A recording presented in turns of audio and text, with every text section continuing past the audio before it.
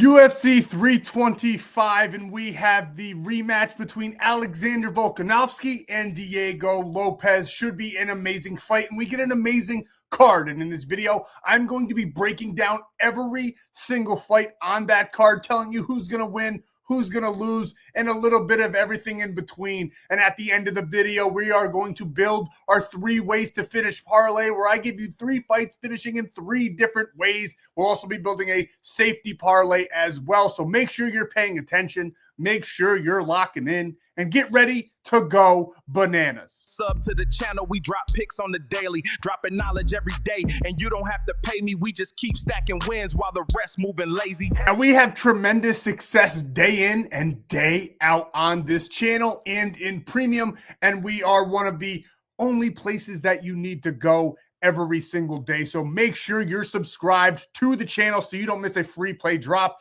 If you're here looking for an NBA play or something like that, get on over to Winible. You can find all of that down below with my buddy Stan. I'll be dropping those free 4-mans daily on top of the cheat sheets. But in this video, we're just going to focus our attention on UFC 325. This is one of the best betting cards of the UFC that I've seen in a long time, and we are going to break down every single fight. I got so excited about all of the plays that I have to interrupt because I forgot to go ahead and drop the disclaimer in here so YouTube hopefully doesn't come after us on the back end.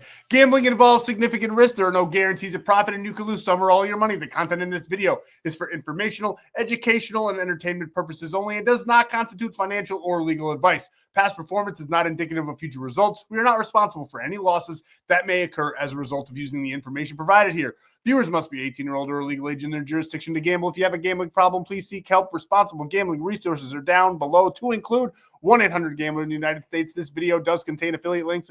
I'm going to show them to you, or I already showed them to you. You get free money. I get a little bit of money because I do receive a commission for signups made through all of those affiliates. And on top of all of that, you get that free 30 days of premium plays. Why do I have to say this? Because YouTube keeps giving me strikes. If I get one more strike, I lose the channel. So that is why I have to read that. So hopefully they leave us alone. Now let's get back to the plays. Let's keep on cooking and let's have a day. Starting with the Jonathan Mikhailov versus Oben Elliott fight. I honestly love this matchup. Jonathan Mikhailov is still defining his UFC identity. His earlier appearances showed that he's got composure, more than just dominance. He's controlled pacing, he safely exits, and he's got a clear desire to avoid unnecessary chaos, which is what he's going to have to do in this fight. He doesn't yet impose a signature weapon, but his discipline is often the first trait that translates upward at this level. Next, we got Oben Elliott. He's at a similar stage in his career. His most recent fight is a decision lost after entering as a slight favorite in that bout. He's got exposed with his hesitation in moments where he should have really taken initiative. He hesitated, and it cost him dearly. These are the fights that quietly decide whether a fighter sharpens or stalls, and I think he's going to sharpen his skills. Now, a couple key metrics to focus in on is that Mikhailov, his signature strikes he lands at a 4.2 per minute rate. He absorbs 4 strikes a minute. Striking accuracy there is at about a 46%. His defense is at a 55%. He also does get 1 takedown per about every 15 minutes, so once per a 3-round fight, and he's got tremendous takedown defense there at the 72% range. Now, Elliott, he lands 4 significant strikes a minute. He absorbs 4.1 a minute, so they're pretty much dead even there. He does get a couple more takedowns, 1.6 per 15. His accuracy on takedowns is only a 38%. And his defense is also in that 70 range. So don't see a lot of takedowns in this fight at all.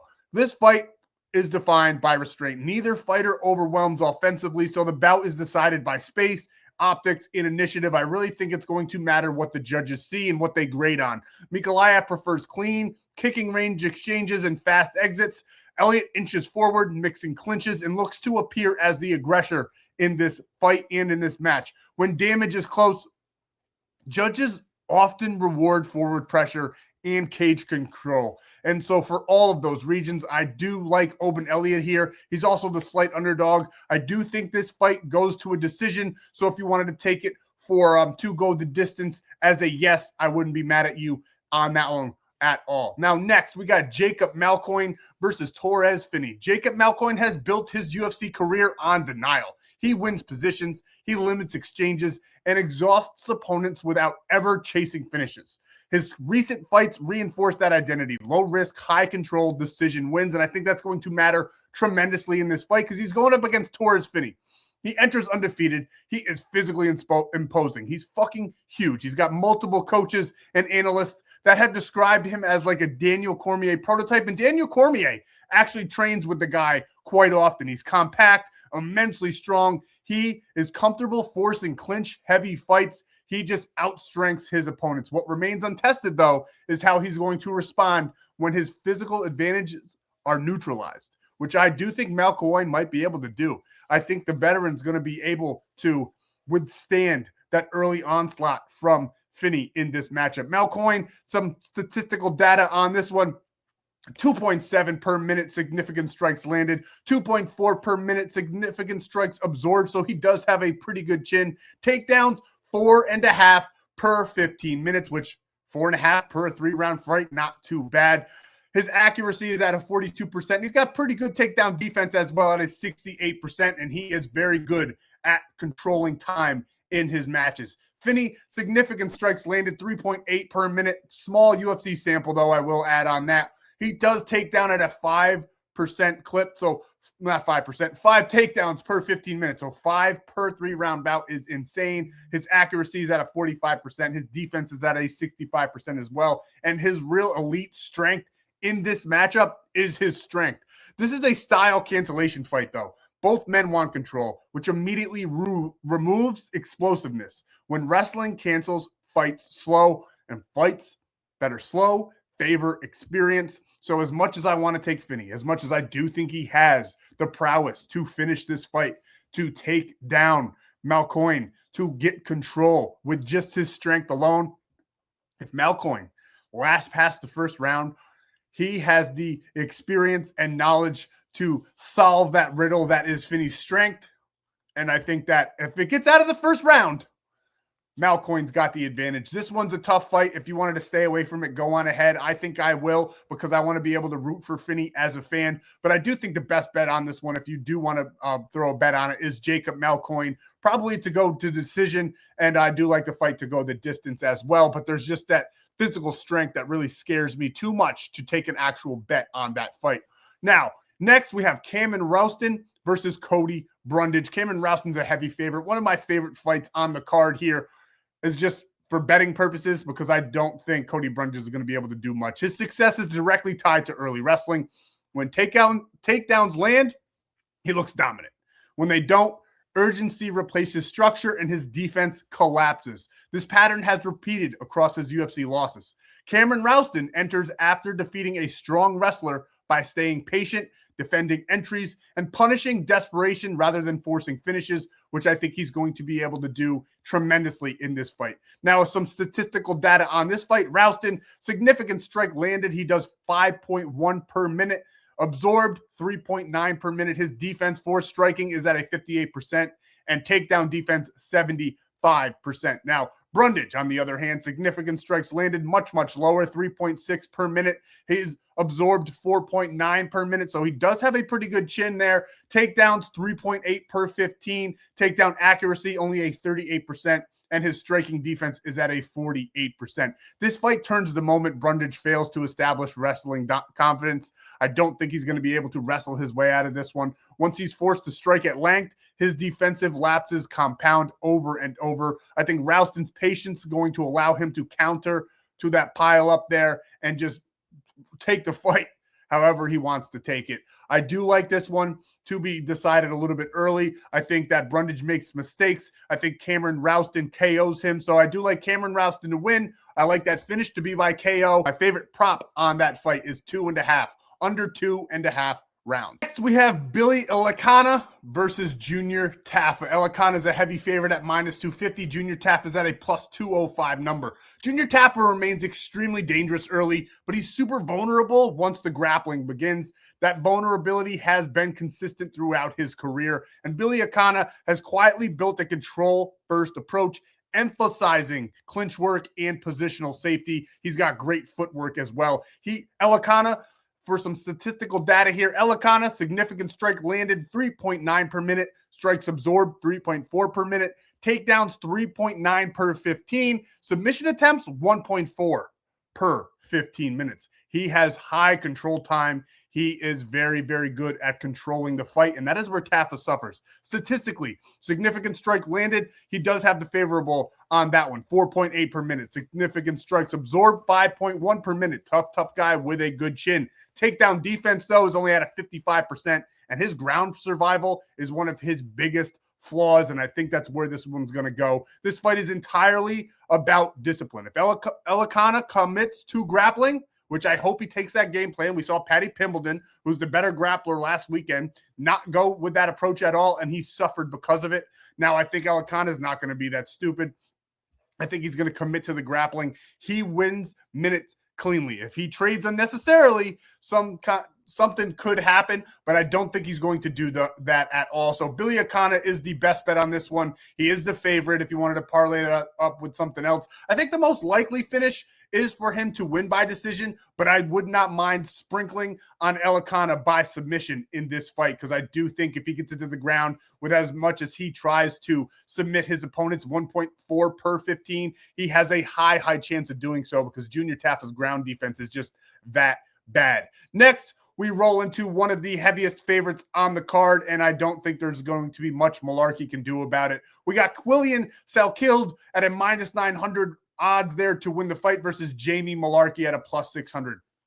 Look, Malarkey's durability has declined after repeated damage. His recent losses follow a consistent pattern. Competitive early, overwhelmed once pressure accumulates. Quillian represents the modern prospect. He's got efficient offense, strong defense, and he's super patient. Now, some of the statistical data that you want to look at here: significant strikes landed, 6.0 per minute, accuracy 52%, significant strikes absorbed, only that 3.2 per minute there, and he's got good takedown defense at a 78% rate there. Malarkey, significant strikes absorbed, 5.4 per minute. He does not have a chin, though. He takes a lot of punishment, but he does ultimately go down. Multiple KO losses. He's got declining reactions as well. This is attritional inevitability. Malarkey absorbs damage. Salkilde escalates it methodically until the fight appears finished. I like Quillian Salkilde by KO in this one. Probably under 1.5 rounds would be the prop that I would take on this one, but I love him to win. If you wanted to add it to something to boost it up, go on ahead. I do not see a world where Malarkey can fight this guy, especially in a 3-round fight. So we like Quillian in this one, under 1.5 and by TKO. Next, we got the heavyweight bout. Should be a pretty good bout. The heavy favorite here is Talison Teixeira, minus 298 versus Teo Tuivasa at plus 240. Now, Tuivasa has faded recently. He's gotten early at UFC success, and it was built on power and durability. The damage has accumulated over the years, stripping away his recovery. Talison Teixeira, he's a newer heavyweight. He's the heavyweight archetype.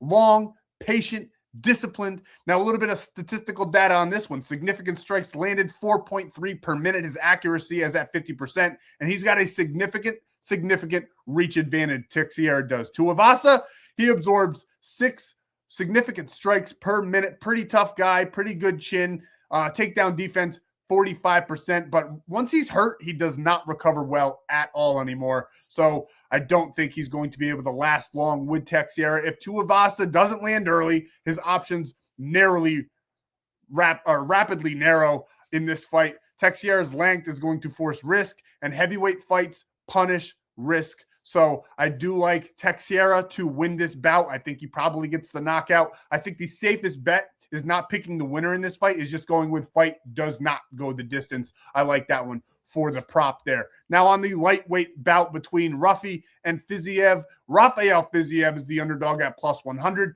Mauricio Ruffy minus 120. This one is going to be a good fight.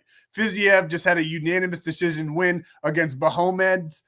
He's got clean footwork, controlled tempo, low chaos. Where Ruffy, he just submitted Benoit Saint Denis. He just got submitted by Benoit Saint Denis. He had early success in that fight, though, until he just could not withstand the pressure that BSD does inevitably put on every single fight. Now, some statistical data on this one. Fiziev, significant strikes landed, 4.8 per minute. Significant strikes absorbed, 4.3 per minute. Striking defense, 59%. Takedown defense, 98%. UFC decision wins, he has 9 of those. Significant strikes landed for Ruffy, he's got 3.9 per minute. His accuracy is at 57%. He absorbs significant strikes at a 3.6% rate clip there per minute, and his takedown attempted is very, very minimal, which is a good thing. So I think this fight probably stays on the feet here, because with Fiziev's takedown defense and Ruffy, where he is not really good at taking down, I think that kind of cancels each other out. Honestly, this fight is about tempo, ownership, not volume. Fiziev's entire defensive system is proactive. Footwork first, he exits second, guards last. When that system holds, he looks elite. When it's disrupted, he becomes hittable because he relies on positioning more than shell defense. Ruffy's offense is uniquely dangerous to that style. He doesn't throw combinations to score. He throws sequences to interrupt rhythm. His entries are awkward. His timing's irregular. His damage often comes in moments that don't look clean on replay, but register physically. So it won't look good on the film. But just know that Fiziev will be hurting. The key phase is round 2 or 3.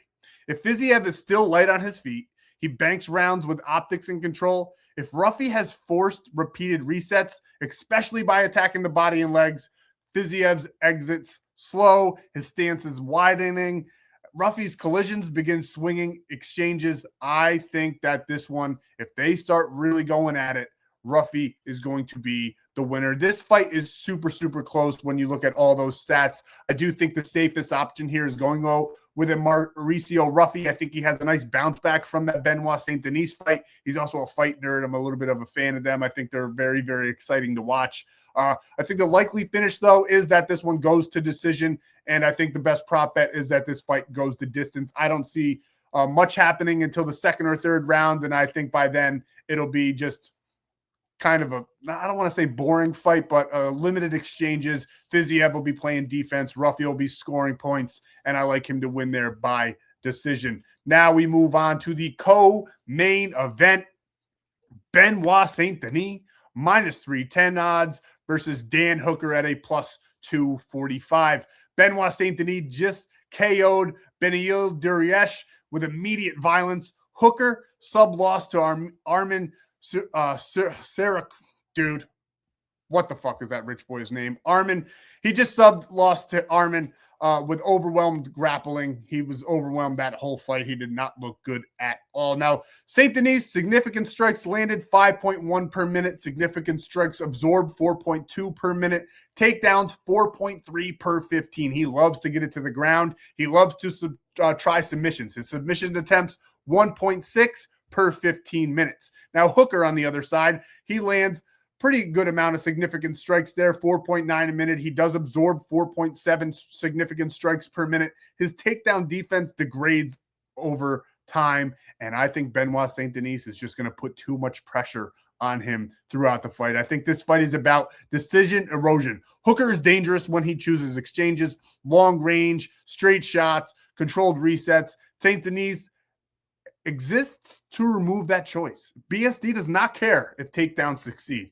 Each attempt forces Hooker to widen his stance, defend his hips, spend energy not striking. Even successful defensive posture could cost Hooker in this one.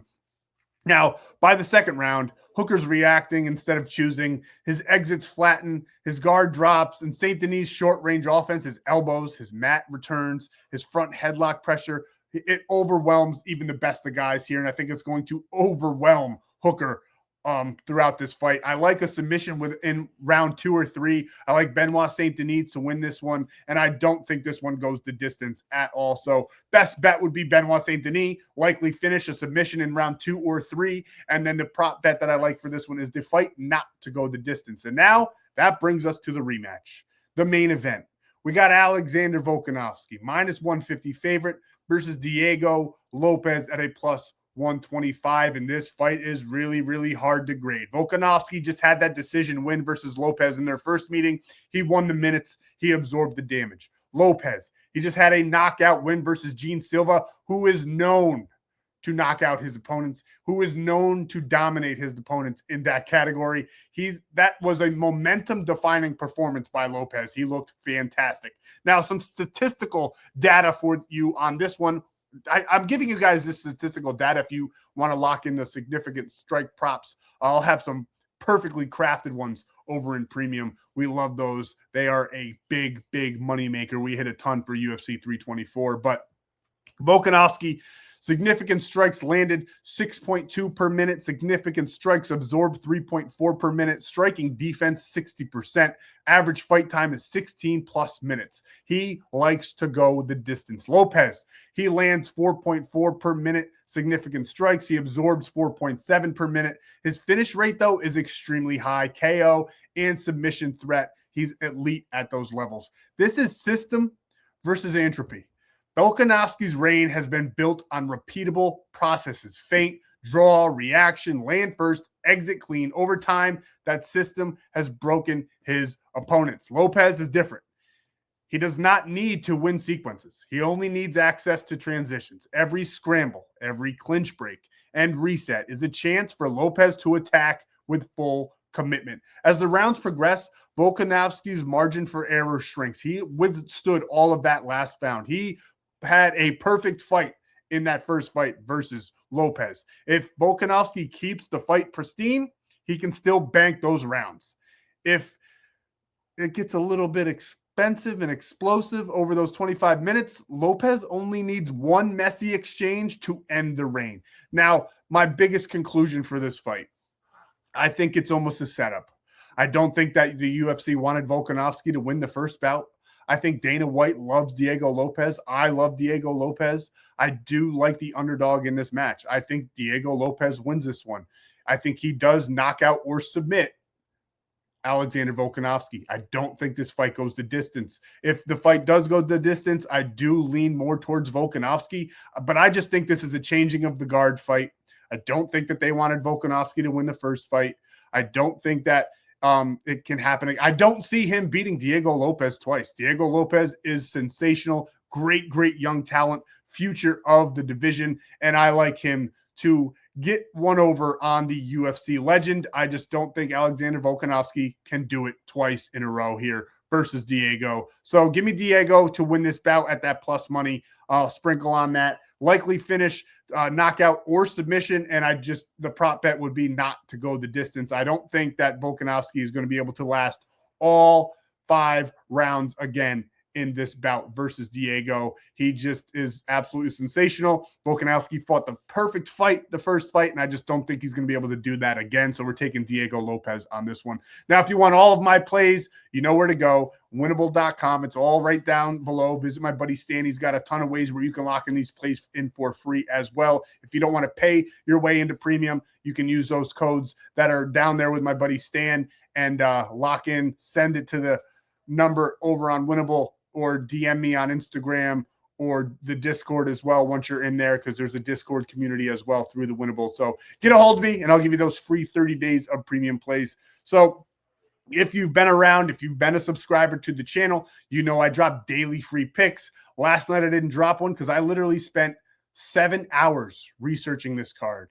I did read a lot from a script. I don't know if you can see my eyes looking down. I typed up this whole thing. I did have ChatGPT summarize some things for me, clean it up, make it sound a little bit better, because I am an ape at heart. I'm just really good at sports betting. So that's why I was looking down. I will be posting the script that I used. So if you have some references, I'll post that link over in Winnable if you want to be able to go back and forth and just use this as a great tool to go on ahead and cash some slips for the UFC. Now let's build my favorite parlays for this bout. Now for the safety parlay, I am throwing 2.5 units on that play, which translates for me to $2,500. And we're taking Benoit Saint Denis on the money line with Billy Elikana on the money line, pairing those up for a nice -120. I just love Benoit Saint Denis against Dan Hooker, and Billy Elikana. I think he has tremendous different ways here where he can take over this fight and send Junior Tafia home early there. So we love Benoit Saint Denis. We like Billy Elikana on the money line there, minus 120, 2,500. So a nice 2.5 unit play. And then our 3 legs to finish. Now, this one's a little bit harder to read there, so I will show you the screenshot from DraftKings where I did lock it in. We have Mauricio Ruffy by decision. I think he's going to be able to outlast and outclass Fiziev in that one for all the reasons I've listed earlier. We got Quillian Salkeld by TKO versus Jamie Malarkey, who just keeps getting knocked out. And then we got Billy Elikana to submit Junior Tafia. I love that 3-man, 3-way to finish parlay for a nice plus 1,451 odds there. So sprinkle on that one. $1,000 better typical. That's my typical unit size. I only put $250 on this play, but it has a tremendous return with those odds. So we just sprinkle on that one. I'll be dropping fights for the whole card, prop bets, everything over in premium. And you can get the weekend pass for half off with code UFC. So go down below, visit my buddy Stan. He'll send you over to Winible. He'll show you where you can lock in these plays for free. And you can get all of the fights, all of the bets, everything that we placed for this card. Tremendous, tremendous card on Saturday. Absolutely love it. Love all the new fans that are coming to the UFC because of that Paramount deal as well. So should be a tremendous event. Cannot wait to make some money with you guys. That's all I have for this card. And I hope you found this insightful and some knowledge being dropped on you guys. And we'll be doing this every single week for the UFC when they have an event. So make sure you're coming back week in and week out. So make sure you hit that subscribe button, and I drop free plays daily on the channel. Thank you so much for your time, your support, and your just being here with me. And I hope you win all your bets on Saturday, even if you didn't get them from me. Let's have a day, boys. I'll see you in the next one.